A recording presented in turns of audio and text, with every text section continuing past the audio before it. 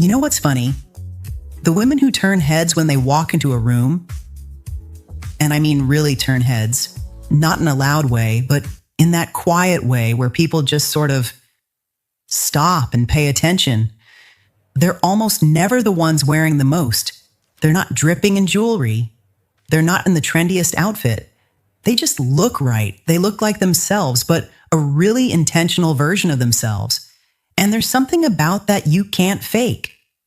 And 9 times out of 10, it comes down to 1 or 2 small things they probably don't even realize they're doing.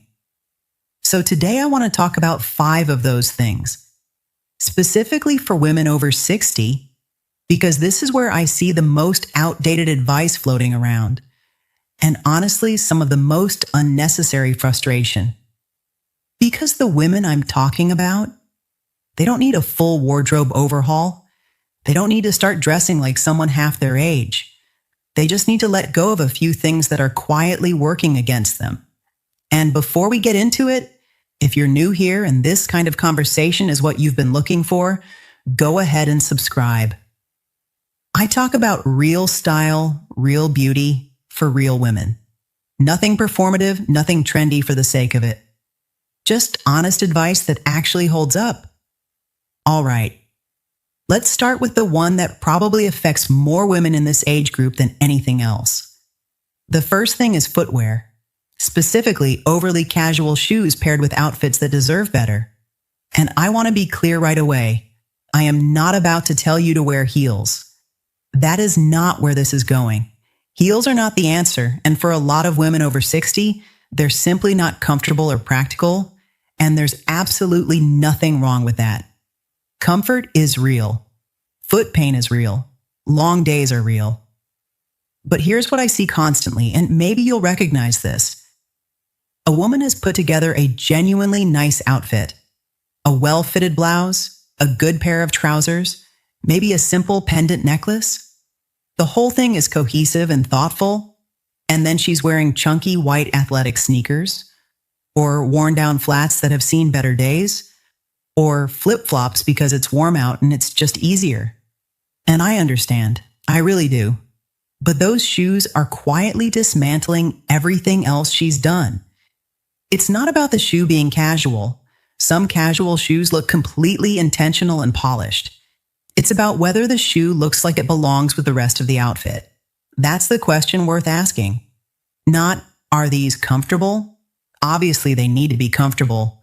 But does this shoe look like I chose it, or does it look like I just grabbed whatever was by the door? Because that distinction is exactly what separates a put-together look from one that just misses. So what actually works? What's comfortable and elegant at the same time?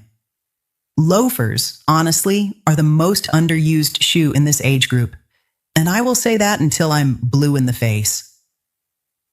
A leather or suede loafer in a neutral, cognac, black, navy, a soft camel, goes with almost everything, looks intentional without trying, and is genuinely comfortable for most people.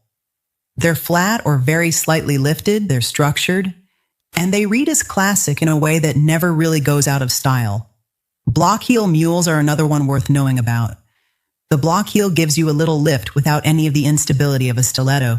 Your foot stays flat and supported, they look polished, and you can find them at pretty much every price point.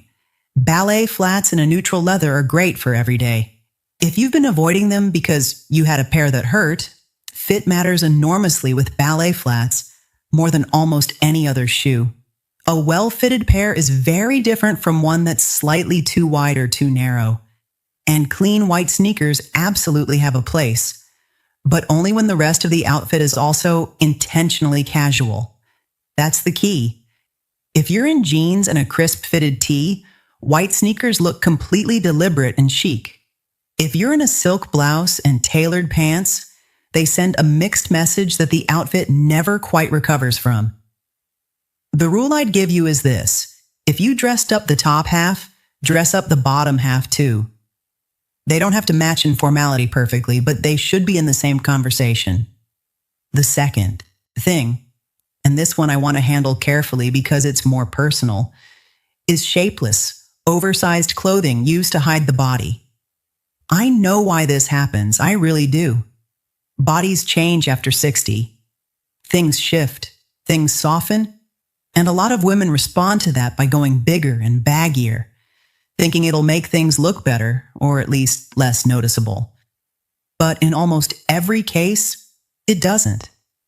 Hiding the body doesn't flatter it. Structure does. Now, and this matters, I'm not talking about relaxed fits or flowy fabrics, because those can be incredibly elegant when they're done right.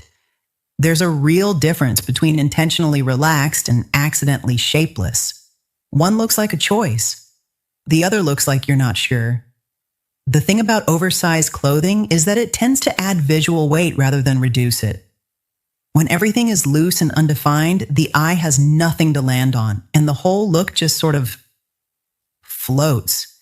It doesn't read as effortless, it reads as unfinished. What actually works is having at least one structured or fitted piece in every outfit. Just one.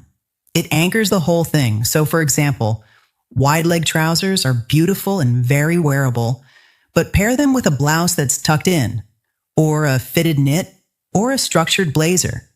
Something that defines the top half. The contrast between the volume of the pants and the structure on top creates a silhouette. It gives the outfit shape even when the individual pieces aren't tight. Or the opposite. A flowy, relaxed top works beautifully with a well-fitted trouser or a straight-leg jean that has some structure to it. The combination of two shapeless pieces is where it stops working. A well-fitted blazer is genuinely one of the best investments a woman in this age group can make. Not because blazers are required for elegance, but because they solve so many problems at once. They add structure. They define the shoulders. They pull an outfit together almost instantly. And you can throw one over a simple outfit and completely change how it reads. It is, without question, the most reliable piece I'd tell any woman over 60 to have in her closet. One more practical thing. If you have clothes that almost fit but not quite, a tailor is not as expensive or intimidating as it sounds. Getting a pair of trousers hemmed or having the waist of a jacket taken in slightly costs very little and makes an enormous difference. Clothes that are almost right look almost right. Clothes that actually fit you look like they were made for you. And the latter is what elegance actually is. Not expensive, not trendy, just right. Think about women like Diane Keaton or Helen Mirren. Neither of them is wearing anything tight or revealing. But everything is intentional. That word, intentional, is the whole thing, really. Which of these two things do you think holds women back more? The shoes or the oversized clothing? Because I have a pretty strong opinion, but I'm curious what you think based on what you see around you. Leave it in the comments. I actually read them, and honestly, those conversations are usually more interesting than the video itself. Okay, so let's talk about makeup. And specifically, let's talk about foundation. Here's the situation I'm describing. A woman in her 60s wants to look polished. She wants her skin to look even, smooth, put together. So she reaches for a full coverage foundation, the kind that promises to cover everything. And she applies it carefully, the way she's always done it. And in the mirror, right after she's done, it looks okay. Maybe even good. But 2 hours later, or under different lighting, or in a photograph, and this is the part that catches people off guard, it looks heavy. The foundation has settled into the fine lines around the mouth. It's creasing under the eyes. And there's that line, that slightly too defined edge along the jaw, where the foundation ends and the neck begins. And suddenly the makeup that was supposed to make her look more put together is actually drawing attention to the exact thing she was hoping to minimize. This is not a personal failing. This is just what full coverage foundation does on mature skin. The skin's texture changes over time. It becomes drier, finer lines become more set, and heavy product clings to all of that in a way it simply didn't at 35. The formula that worked beautifully for decades quietly stops working and nobody sends you a memo. So what actually works instead? The first shift is going lighter on coverage. A tinted moisturizer, a skin tint, or a light to medium coverage foundation will almost always look more natural and more flattering on skin over 60 than a full coverage product. The goal stops being cover everything and becomes even things out while letting skin look like skin. Those are two very different goals, and the second one is the one that actually reads as elegant. The second thing, and this is probably the most practical tip in this entire section, is hydration before anything else. If you apply foundation to dry skin, it will find every line and sit in it. If you apply a good moisturizer, let it absorb fully, and then apply your base. The skin is plumped and smooth enough that product glides over the surface instead of sinking into it. That one step alone changes how makeup wears throughout the day more than almost any product switch. Third, setting with a fine mist instead of powder. Powder is the instinct. It controls shine. It sets makeup. It's what most of us were taught. But powder on mature skin emphasizes texture. It can make the skin look flat and dry in a way that ages the face significantly. A setting spray gives you that same longevity without the heaviness. If you do want to use powder, use it only where you genuinely need it. The center of the forehead, maybe the nose. And use the lightest possible hand everywhere else. And then the last thing, which is really the reframe that ties all of this together. Instead of adding more coverage, add more color. A well-placed blush, and I mean placed higher on the cheekbone, toward the temple, blended softly, gives the face life and dimension in a way that no amount of foundation can. It makes you look awake. It makes you look healthy. And it looks completely natural in a way that heavy base never quite does. The most elegant women I've seen in this age group are not wearing less makeup because they gave up or stopped caring. They figured out that less coverage and more warmth does infinitely more for them than the other way around. That's not settling. That's actually knowing what you're doing. Point 4 is jewelry, specifically statement jewelry that's become outdated, and the habit of wearing too much of it at once. Now I want to say upfront, I love jewelry. It is one of the easiest ways to elevate an outfit without spending a lot of money or putting in a lot of effort. A good piece of jewelry on a simple outfit is genuinely transformative. But, and this is a real but the wrong jewelry or too much of it can undermine an otherwise beautiful look faster than almost anything else. Here's what I see specifically with women over 60. A lot of women in this age group have jewelry they've accumulated over the years. Pieces they bought when those styles were everywhere. Pieces that were gifts. Pieces they've just always had. Big, chunky beaded necklaces. Large resin or acrylic earrings in bright colors. Layered charm bracelets. Oversized gold-toned statement pieces that were absolutely everywhere in the early 2000s. And they keep wearing them partly out of habit, partly out of loyalty to the pieces, and partly because nobody has ever said anything. But those pieces are dating the look in a really specific way. They place the whole outfit in a particular era and not in a chic vintage way, just in a way that reads as not quite current. The other pattern is layering too much at once. A statement necklace and large earrings and multiple bracelets and several rings. Each piece individually might be fine, but together they create so much visual noise that the outfit disappears underneath all of it. And more importantly, you disappear underneath all of it.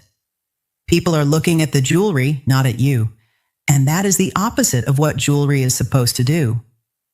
Coco Chanel's rule, take one thing off before you leave the house, still holds up completely. I'd actually go a step further and say, before you leave, look in the mirror and ask yourself honestly whether the jewelry is wearing you or you're wearing it. It's a subtle distinction, but you usually know the answer when you ask it directly. So what actually works? A simple gold or silver chain, depending on your skin tone and personal preference, is one of those pieces that genuinely never goes. Wrong. It's delicate enough to not compete with anything, and it adds just enough to make an outfit feel finished. That's all jewelry really needs to do most of the time. Finish the look. Small stud earrings or a slim hoop are elegant in a way that larger earrings rarely are in everyday settings. They draw attention to the face without pulling focus away from it. For evenings or more dressed up occasions, you can absolutely go for something more. A chandelier earring, a bolder necklace. But the rule there is one statement piece, and then everything else stays minimal. If you're wearing a bold necklace, the earrings should be tiny or absent. If you're wearing dramatic earrings, skip the necklace entirely. Pearls deserve a specific mention because they get unfairly dismissed as old-fashioned. Small pearl studs or a delicate pearl drop earring are genuinely as modern and wearable as anything on the market right now. The large formal pearl strand from decades past, that's the version that reads as dated. But small, well-chosen pearl pieces are beautiful at any age, and particularly beautiful on women over 60. They have warmth and softness that a lot of metal jewelry doesn't. The overall principle is this: one quality piece that you genuinely love, worn with intention, will always look more elegant than several pieces worn out of habit. Always. And that actually leads perfectly into the fifth and final point, which is the one I saved for last on purpose because it's the most personal one. It's not about a specific item of clothing or a specific accessory. It's about something a little harder to name. It's about the clothes women keep out of loyalty, pieces that used to work, that meant something, that they've held on to for years, but that quietly stopped working somewhere along the way. I'll get into that in the final part, along with how to actually think about building a wardrobe that genuinely suits where you are right now, not where you were 10 or 20 years ago. But before we get there, if this conversation has been useful, if it's given you even one thing to think about differently, I'd really love it if you shared it with someone who might need to hear it too. Not for the numbers, just because good information travels better when people pass it along. And the women in your life who are navigating this stuff deserve honest, practical advice just as much as you do. The other 4 points were about specific things: shoes, fit, makeup, jewelry, things you can look at and adjust relatively quickly. This one is different. This one is about something a little more internal, even though it shows up very visibly on the outside. It's about keeping clothes out of loyalty instead of because they actually still work for you. And I want to take a moment before I get into it, because I think this deserves more than a quick tip and a fix. I think it deserves an honest conversation. Here's what this looks like in practice. You open your closet and it's full, genuinely full. But somehow, on so many mornings, you stand in front of it and feel like you have nothing to wear. And that feeling is frustrating and confusing because logically, there are clothes right there. But something isn't clicking. What's usually happening, and this is true for so many women over 60 and honestly, women of all ages, is that a large portion of what's in that closet doesn't actually belong to who you are right now. It belongs to who you were. There's the blazer you bought 15 years ago that used to fit perfectly, but now sits a little differently across the shoulders. There's the dress you wore to an event and loved and kept, even though your life doesn't really have occasions for it anymore. There are the jeans from a few years ago that technically still go on, but don't sit the way they used to, and you know that. And every time you try them on, you feel slightly defeated, and you put them back. And then there are pieces you kept because they were expensive, or because someone you love gave them to you, or because you thought maybe someday you'd find the right moment for them. All of those pieces are taking up space, physical space in your closet, but also mental space. Because every morning when you're getting dressed, some part of your brain is navigating around all of that. Dismissing things, making excuses, reaching past the things that don't quite work to find the things that do. And that low-level friction, every single day, quietly affects how you feel about getting dressed at all. And here's the part that connects directly to elegance.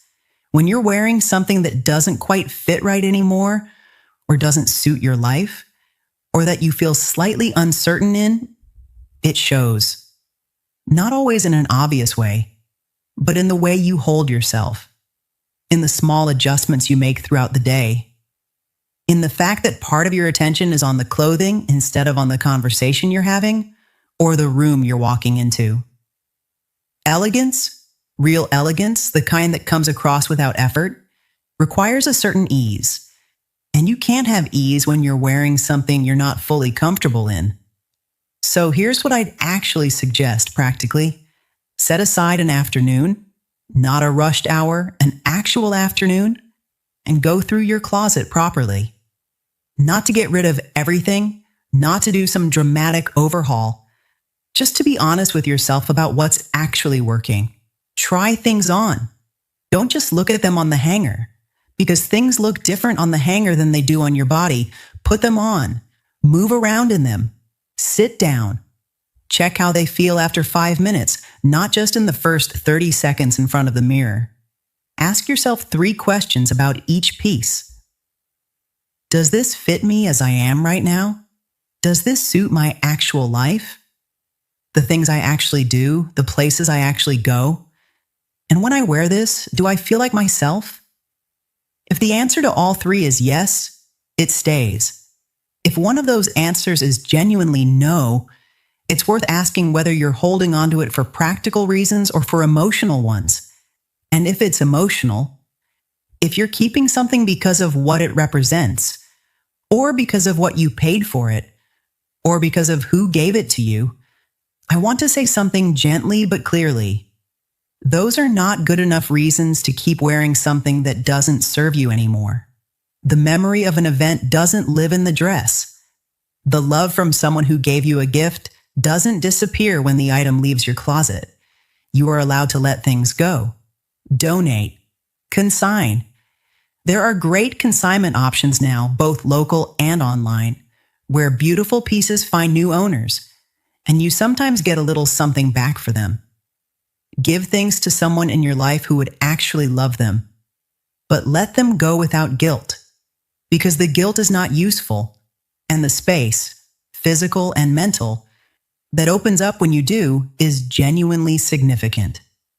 Now, once you've cleared out what isn't working, here's how I'd think about what to bring in instead.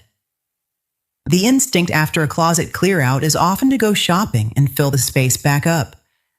I'd resist that instinct. The goal is not a full closet.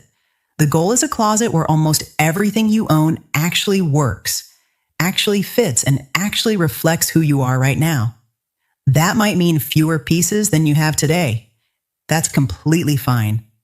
5 things that work beats 20 things that sort of work every single time.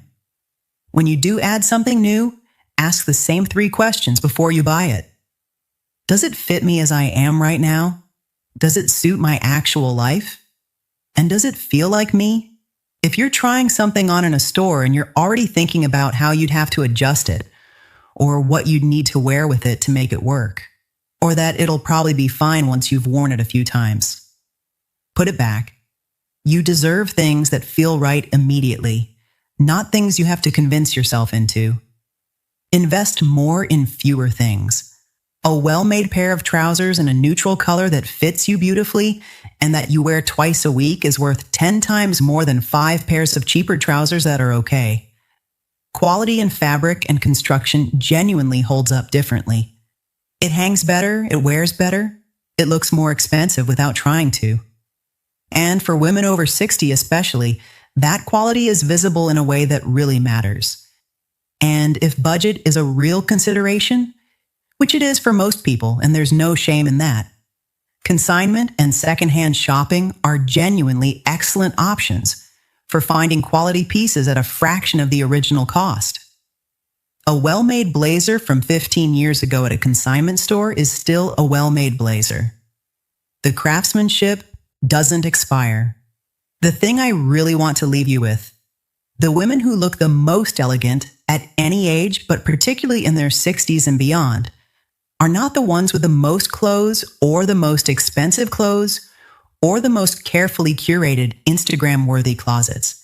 They are the ones who have figured out who they are at this point in their lives and dressed accordingly. That's it. That's the whole thing.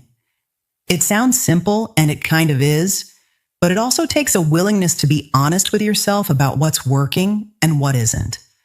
To let go of who you were dressing for 10 years ago, whether that was a job or a relationship or a version of yourself you've genuinely grown past, and to start dressing for who you actually are today.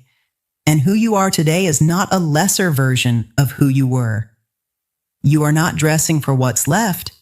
You are dressing for a woman who knows herself better than she ever has, who has more clarity about what she likes and doesn't like, who has earned the right to stop wearing things that don't serve her. That is not a small thing. That is actually everything. So those are the 5. Shoes that don't match the intention of the outfit. Shapeless clothing used to hide rather than flatter. Foundation that works against mature skin instead of with it. Jewelry worn out of habit rather than choice. And clothes kept out of loyalty to a version of yourself that has genuinely, beautifully evolved. None of these are about perfection. None of them are about looking younger. I want to be really clear about that because that is not the goal, and it never should be. The goal is to look like yourself. A clear, considered, intentional version of yourself. That is what elegance actually is. And it is absolutely available to you right now, exactly as you are. If this felt like a conversation worth having, I'd love for you to subscribe. Because this is exactly what we do here. No pressure, no hard sell. Just come back if it was useful. And leave me a comment with the one thing from today that you're actually going to act on. Not all 5, just 1. Because 1 real change beats 5 intentions every time. Thank you genuinely for watching the whole thing. I'll see you in the next one.